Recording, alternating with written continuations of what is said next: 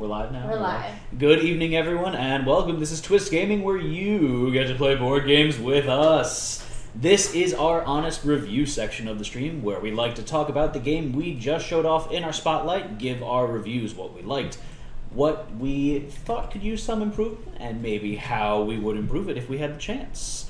But first, we would like to say that this stream and all streams this week are sponsored by Chariots of Rome! By Victory Point Games, which is just the game that we just did our spotlight of. What a coincidence! And that's the game we're going to be talking about. But who are we to talk about it? I'm Matt. I'm Ann. I'm Josh. And I'm Twitch Proxy, which means you guys play and I help you control the board. Okay, so first, we did the spotlight of Chariots of Rome. That is live on Kickstarter right now, so guys, go check it out. If you haven't seen the episode of our playthrough, it's pretty awesome, even though Anne won. She didn't win. She's a cheater. Blasphemy. Blasphemy, yeah. Blasphemy. So we're going to go into this and talk to the real winner first about what they liked about the game. So Joshua. This was fun. I want to do like an 8 or 12 player game now. I would love It would be so chaotic. It's so much fun. So we might have a Spotlight Chariots of Rome Part 2. Yeah, we might. Just like a party session where we invite a bunch of people over. Yes. The fact that this goes up to that high of a number Well, of it goes players, up to 12 with the expansions So- on Stretch Kickstarter. goals. Stretch goals, Stretch thank goals. you. I don't have many games that go up that high. Yeah. And this isn't a party game. This is aren't a party game, yeah. It's so rare to find a game that's not specifically meant for parties, but you guys seem to have a lot of fun. Yeah. And Exactly. I was like, if Josh really won, then I want my points. Did you give everyone points in the contest? No, everybody who voted for Ann. I just want to point out that it's a fun, fast-paced game that you could play at a party without it being a party game. So yeah, one thing we would like to point out quickly though is that when we're playing our spotlights, our turn time is a little longer than the usual, just because we're rehashing our turns, kind of going over our thought processes, and it is our first playthrough, so that slows things down a bit too. But with that, generally we cut it about in half. It probably took us double the amount of time a normal playthrough would take. right, And I so think it was probably the rules say 20 minutes per player. Right, so I would say it probably took us about 45 minutes if you cut out all the fluff time there for other stuff. You know, if you do the rule of half. So it was about an hour and a half game for us. Okay. So about a 45-minute window. Yeah, it should have been you could about an say. hour game. With Yeah. that people, Yeah. So. Right on point with that, which is nice.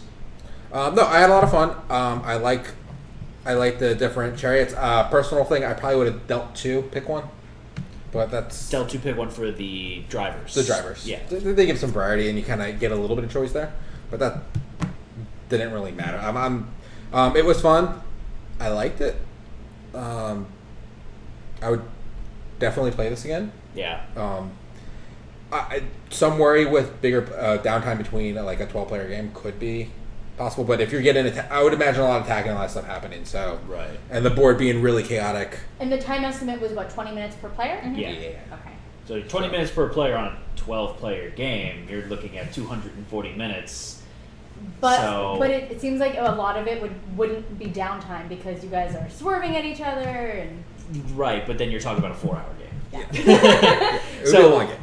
That might be a little on the excessive side, but I would love to try that at some point in time. It would be something to do at a con, Yeah, absolutely. especially if you blew this up. Oh, like a yeah. oh my giant, gosh, that'd be like- really cool. You know how at Gen Con BGG Con they had the huge versions of the game? That'd be really cool. Like the human-sized one? I want a human-sized one. I see Anne like on a fake horse like running around. A little stick horse! Everyone gets stick horses. Yes! Can you do This is going to be a thing.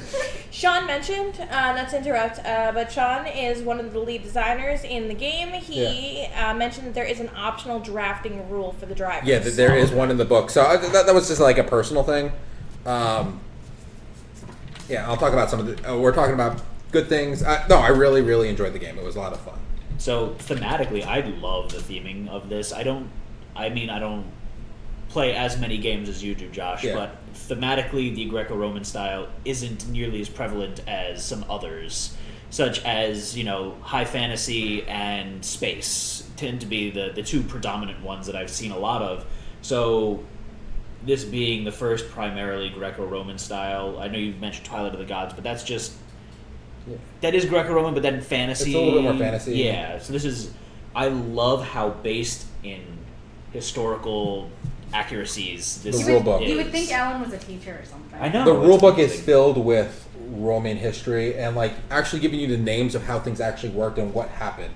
So like the reason why it was 4 rounds is in here, and it says like back in that time, if the fight started off, like they would it says it in this rule book, and it's very. That's awesome. So it's letting you get a glimpse as to, hey, these aren't arbitrary rules. They're rules because these were rules I love that.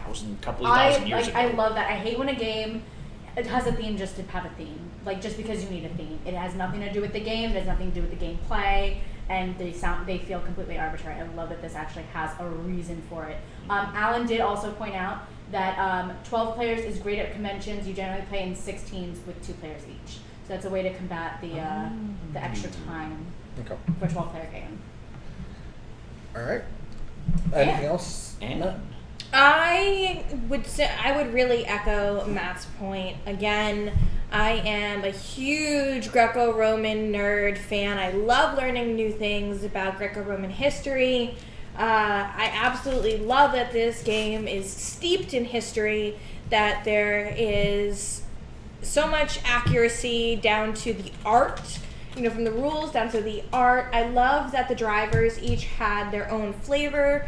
I love that driver's personality matched up well with the additional tactics they were given.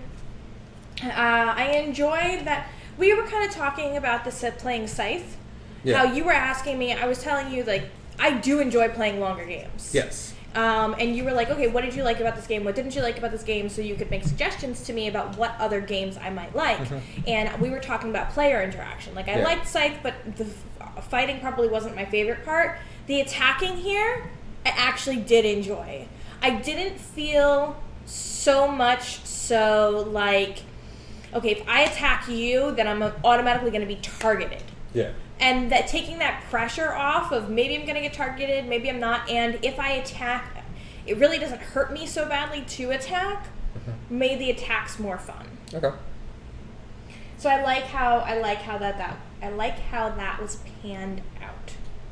I'd like to jump back in here and point to the iconography and just the artwork in general is really nicely themed. It's not over the top in any direction, but just the very simple, background, Tile. borders, the tiling. It's just really nice. Thematic, but simple, but well done. It's not over the top, but The it color's not on the fits- color cam, so they're nice What do you mean the color's not on the color cam? on the card cam. Yes, It's Yes, it is. Yes, it is. a lot darker. It's a little off. It's a little off. It's not as bright and vivid as it is. But yeah, even on Yeah, I was gonna mess with the it. character sheets here, I put the green one in, so I apologize for that. But here, let me put the red one. There we go. The iconography is really nice on it, and everything just fits together. There's nothing that looks like a sore thumb, and thematically it all works. It's it's very Roman font that they use. The banners, obviously the Roman numerals as well. Yeah. Just the shape of everything. It flows all nicely together, and you really get a nice feel of the game with that. I didn't even think of the Roman numerals. There we go. There we go. You can kind of tell a little brighter. I didn't even think of the Roman numerals until you mentioned it. Mhm. I love that that's what they used for it. So anything else you guys want to point out for what you rather liked about the game? And can we bring one of the other cards back just so because of the comparison? Of course. So that's the back side of it. Again, you get the really nice patterning and everything, and then the actual artwork there. Can you pass me one of the horse cards? The initiative cards. So, I didn't look at that before, the actual mosaic tile work. I don't know how good that's going to show up on the camera for you all, but the actual horse head itself is, the You artwork. can see it more on the border. The artwork is like mosaic tile work. And, from a distance, it looks just like nice art. But then up close, you look and you're like, oh, this looks like a Roman mosaic work. Yeah. It's very nice. Little touches, and a lot.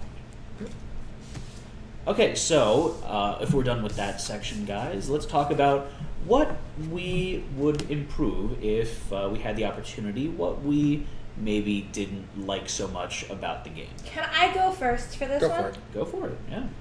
I don't have a quick reference guide. There is one on the back of the book, and I'll talk about it a little bit. But a card would have been slightly nice for some of it. Yeah, I think that I understand that you're using this.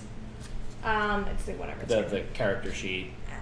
For something, there's all the information in the back, and you're not going to flip it over because you're putting tokens on it, so you need to keep track of where you were. But if you had maybe expanded it just a little more on the character sheet, if I'm already always looking at the character sheet, it was a simple game to pick up.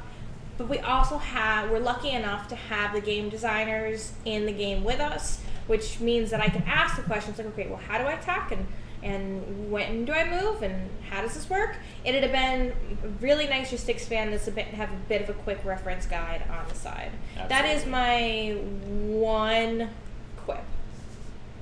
So Anne is notorious for loving quick reference guides in any game that she plays, and I can relate to that. That's really fun. Just going off of that, I'm not going to go next, but there is a quick reference guide on the back of the book. I would like it to include some extra things that were brought up during the game that seemed like they were common. Is it a quick play guide or a quick reference? It's a quick reference guide. It's just got the sequence of play and then like what just generic things from. Anne wants a cheat sheet. Yeah, Anne always wants cheat sheet.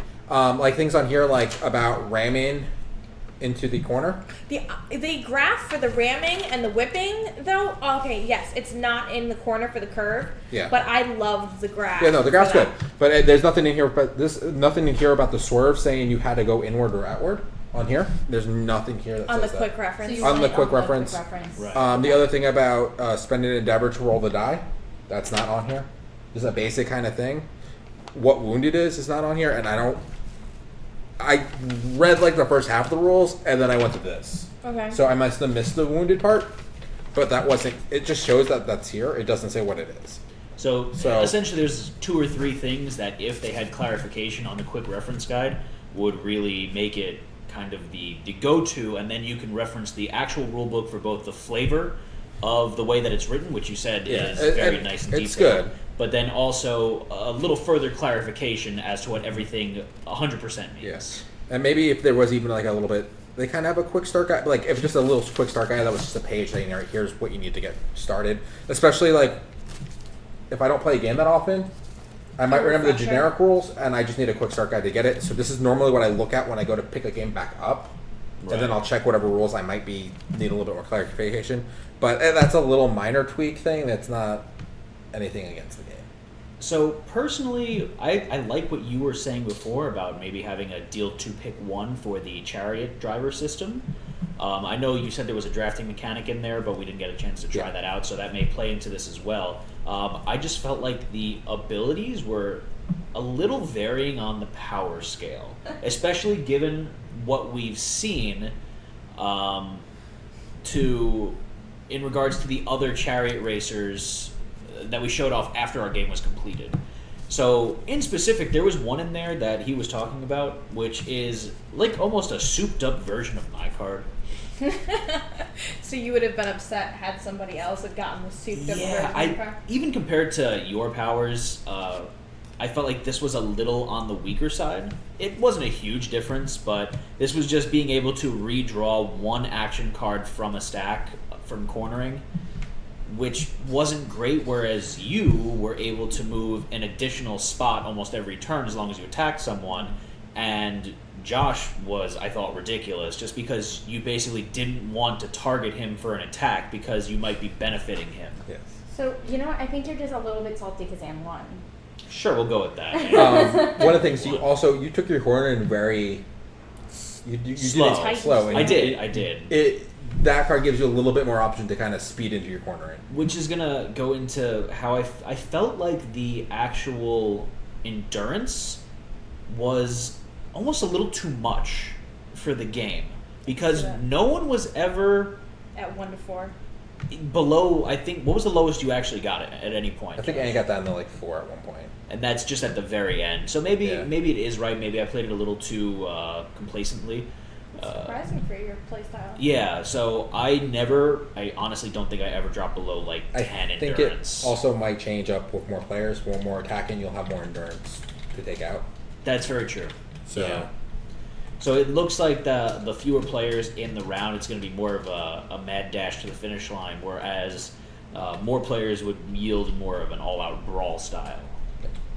I wanted to make an amendment? Addendum or amendment. Thank you. I was looking for addendum to my commentary that you reminded me of when you were mentioning the various drivers. Mm-hmm. In a lot of the games, the one thing that I'll comment on in addition to the quick start guide are to have drivers that are more female representation. And I just want to clarify for those of you who watch a lot of my reviews, I would not make that point in this game specifically because of the historical accuracy. I would love to go back and research, but I'm guessing there were no female chariot drivers. So I just want to make sure that that's a point that I clarify, that it's not something I didn't notice, it's something that I'm okay with. Because it fits. Yeah, because it's right. So.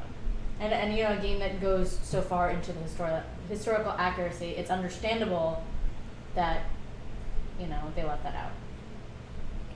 Did you have anything more? Did I cut you off? No, I think that was pretty much it. I would like to kind of jump back to the what I liked section for a second here. I liked, first of all, the randomness of all of the different driver cards, how it gives each person a little bit of uniqueness strategy-wise. I really liked the fate cards. Yeah. I liked the way that those played out. There's quite a few of them. There's a lot. We happen to repeat one of them, but because we had a reshuffle, but like some of them are pretty violently terrible. To be completely honest, but that's good. I like that though, because it's not just like, oh, these affect what's going on, but not really. Like they're meant to really throw a monkey wrench into things. So like this one here, we didn't get fortune favors the brave. This round, at the end of your adjustment step, your chariot may gain 1 rattle for 2 additional spaces of movement this turn. Oh, that's cool. I also, like, for example, the one where they were throwing insults at us, the curses at us. I want rocks. That happened super early. If that happened late game for us, when everyone was out of tactic points, that would have been really miserable. bad. Yeah, it would have been bad. And it helps with the randomness of the game, make each game a little bit different. Yeah. Anything else from you two? I think that's it for me. Peter mentioned if we've learned anything from tonight, it's that female chariot racers always win. Obviously, that's why they didn't have any, because They'd be OP. Because you're lighter, sorry guys. so you would... More aerodynamic? No, you just less mass for the horses to pull, so you'd go faster. Makes All right. sense. So I have one last gripe. I was going to say colors a little bit, but it's more... I can tell the colors between the cards. They don't quite match up for me, because they're not the same shade, the tokens. Okay. And that's where my difficulty is. They're more of a pastel color on the they're more of a tokens pastel color. compared to the actual cards, which are much more opaque, yes. defined colors. We were talking about this at the beginning of the game, Mhm. because Josh was like, oh, I'm going to take this card because it's the easiest for me to differentiate between the other colors. And what I had noticed, which I really liked, is that these are not generic horses. Give me my Horse size? Horse size? Multiple I don't know. horses? Horses? Horse. That these tokens correspond directly with the... you the can cards. see, and I was mentioning that that's a black horse. It's black horse, black mane. That's Palomino. This is the bay horse. And Like going they all- on your Is point, there a golf horse? they do match, which is Whoa, nice. That's insane. That's not weird. But you can see, mentioning though, if you go back to that one, I know it's the bad one. No, the bad card, the green card. Oh, yes. You can really see the mosaic pattern there in the horse. Oh, yeah, because it kind of breaks it up. It's Yeah. kind of funny. I know it's very small and detailed, but Yeah, that's what... yeah, You like took you a couldn't long tell the way. difference, but it was so cool. No, that it it's was cool. like But that brings up my last gripe. I wish these were bigger. I wish they were chariots shaped or something like that. tokens, molded tokens. They could have been meeples. I actually started some really cool meeples because I wanted to do something that would show in the stream a little bit better. Because I was thinking about an overhead cam, which would have... all you would have started with cardboard edges, and that would have looked horrible. I would have liked these to just be bigger or something and show more of this art, because it is really nice art. Yeah. And I saw that difference. I said, oh, I can tell by that. And then I'm like, Yeah. I'm like, when it's all the way over there, I can barely tell Yeah, what it's it a is. little hard It's to a little see. hard to see. I would love if these were bigger. I know one of the things is this map would need to get bigger to accommodate that. But even if they were cut out to the chariot kind of shape and still cardboard and blown up a little bit, I thought that would be cool. And grain of salt, because this is a prototype version of the game. The game isn't professionally printed yet, so we don't know exactly how it's going to end up looking for final production, but this is just a comment of what we know so far. Right. So, And it's just, I would have loved to see these big. The board would have had to have been enormous. It didn't have to be meeples. It could have been just bigger cutouts of these kind of. Yeah, because the artwork is gorgeous. Having them a little bit bigger to showcase the artwork would have been nice, I think. TP, do you have any questions, comments, concerns, gripes? No, I don't play the games often during spotlights because someone needs to control the board, and it's kind of a blessing and a curse because you guys look like you're having a lot of fun, and I really want to play. Sean is pointing out that they looked into meeples. I think they're not practical, so it is a balance of cost effectiveness and what they can offer, and I'm sure the more Kickstarter stretch goals they offer, the better the game's going to end up looking. So definitely check out their Kickstarter. Head over to this link right now. The game is available right now, and there's no reason not to back it because this was a lot of fun. What's the price point on there? The price point, I don't want to say anything wrong. One copy is $39. Okay. It's a lot for $39. It's a lot in the game for $39. Yeah, okay. Yeah. Good clarification there. There's a lot. This game comes with a lot of things for only being $39. I mean, this board is huge. Yeah. There's a lot of spaces on the board. And this is, Alan mentioned again that this is the beta test prototype version paper board. This is, you can't even see it in the camera. This is not going to be the board that comes with the Kickstarter. 1 second. Back over. Vanna White it, Anne. Or to be Anna Whiting it. Final copy cardboard. The other thing is these. The character The character sheets. I would have liked maybe a sliding counter or something that wasn't easy to knock things off of. A little minor gripe, and I would have liked an individual track for each thing, just because all three of them on the same one was a little cumbersome. I did that once where I stacked a token because I had to, because they were on the same one, and I kind of forgot. Yeah. I forgot, and I was moving my rattle up with my tactics points, and that was whoopsie daisy. Yeah. But it's a minor thing. If they were on the edges, 3 different tracks or something, I would have been fine with that, like sliding the token up and down. Yeah. Because it wasn't a lot of sliding necessarily. I mean, you moved it every now and then, but it just kept it a little bit cleaner, especially if someone hits a board or something. But that's minor gripe. I also do want to point out that we mentioned that it is $39 for one game. They do have multiple copies, pledge levels, and if you order more copies, you are saving money. So if you order 3 copies, it goes down to $35 per game, and also you're getting a really cool gift right in time for Christmas. Woo! So is there anything else that you find folks over here would like to add? I don't think so. I think you have a very important question for us.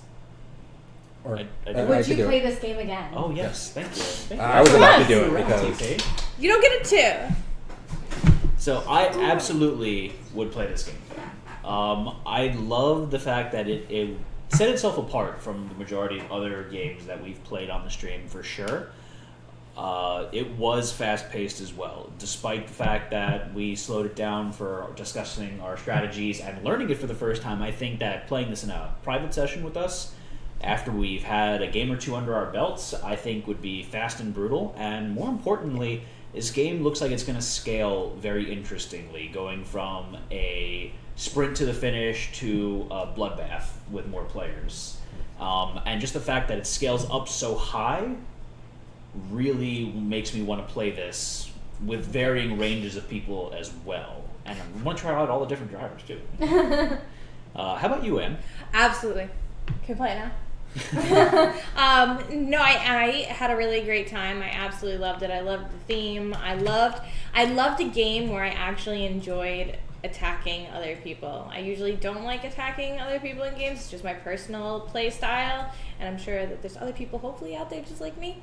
But I was okay with it in this game. I was gonna say sometimes your play style suffers a little bit from the fact that you're nice. You're Yeah. a little nice, and you feel bad about hindering other people at the benefit of your success. But in this, you were beating the crap out of us. I think she won. Yeah, Obviously. sure. I think it helped that I had a particular driver who I knew had to attack. So it was put in a position where like I had to, and I got a bonus for it. Yeah. So I would definitely play it again. And I totally want to get stick horses and play stick horses and foam swords, and we should go play this again in Foam real whips. life. So I've got an interesting question for you. Yeah. Would you play this with your kids? Yeah. I would absolutely play this with the kids. I think it's the right level of family competitiveness, and more than anything, I'm always looking to try and stuff my kids' little tiny brains with as much information and history and knowledge as I can, so when I can get my hands on a game that will teach my kids something while we're playing, all the bonus points. You're trying to sneak it in, Yeah. like putting broccoli in the mashed potatoes or something like that. So, Anne, you are mentioning that you would play with your children. For the viewers who aren't familiar with our streams, can you remind everyone how old your children are? Well, my youngest is 8 going on 45.